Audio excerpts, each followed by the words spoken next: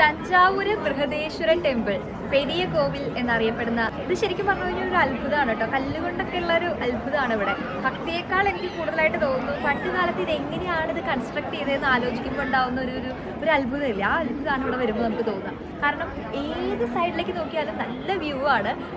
അപ്പോൾ അതിങ്ങനെ നോക്കി വെറുതെ മിണ്ടാതെ ഇവിടെ അങ്ങനെ ഇരിക്കാനായിട്ട് എന്ത് രസമാണെന്ന് അറിയോ. അത് രാവിലെ നേരത്തെ, അതുപോലെ തന്നെ ഈവനിങ് ടൈമിൽ ഒന്ന് സൺസെറ്റ്, അതുപോലെ സൺസെറ്റ് കഴിഞ്ഞിട്ട് ഇവിടെ ലൈറ്റിംഗ് ഒക്കെ ചെയ്തിട്ടുള്ള ഈ ടൈമൊക്കെ നല്ല രസമാണ്. ഇവിടെ വന്നിങ്ങനെ വെറുതെ ഇരുന്ന് കഴിഞ്ഞാൽ ഭയങ്കര ഒരു പീസ്ഫുൾ ആയിട്ടുള്ള ഒരു അറ്റ്മോസ്ഫിയറാണ്.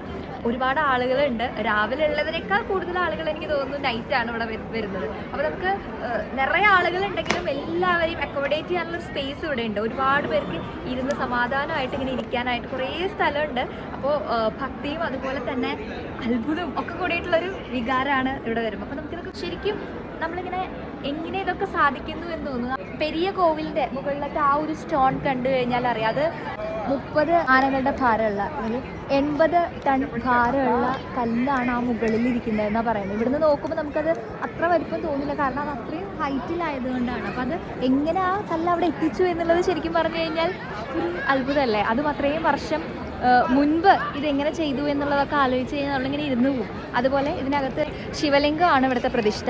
അതിന് ഓപ്പോസിറ്റായിട്ട് വരുന്ന നന്ദികേശൻ്റെ ഒരു വിഗ്രഹമുണ്ട്, അല്ലെങ്കിൽ നന്ദികേശൻ്റെ ഒരു സ്റ്റാച്ചു ഉണ്ട്. അത് ഒരു ഒറ്റക്കല്ല് തീർത്തിട്ടുള്ളതാണ്, അത്രയും ഹൈറ്റിലുള്ളതാണ്. ഇവിടെ ചുറ്റും ഇങ്ങനെ കുറേ സ്ഥലമുണ്ട്. ഇപ്പം ഇങ്ങനെ നോക്കുമ്പോൾ നമുക്ക് ശരിക്കും നമ്മളിങ്ങനെ ഒന്ന് ലോസ്റ്റായി പോകും. പഴയ കാലത്തെ കാര്യങ്ങളൊക്കെ ഇങ്ങനെ ആലോചിച്ച് പോകും. അപ്പം എന്തായാലും ഭയങ്കര രസമാണ് ഇവിടെ വന്നിങ്ങനെ ഇരിക്കാനായിട്ട്. എനിക്ക് തോന്നുന്നു ഏറ്റവും രാവിലെയും അതുപോലെ ഏറ്റവും വൈകിട്ട് ഒരു സൺസെറ്റ് കഴിഞ്ഞ ആ ഒരു ടൈമിൽ, സൺസെറ്റിൻ്റെ ടൈം എന്നൊക്കെ പറഞ്ഞു കഴിഞ്ഞാൽ ഈ ടെമ്പിളൊക്കെ നല്ല ഒരു പ്രത്യേക കളറൊക്കെ ആയിരിക്കും ഇവിടെ വരിക. അങ്ങനെ ഒരു പ്രത്യേക രസമാണ് ഇവിടെ കാണാനായിട്ട്.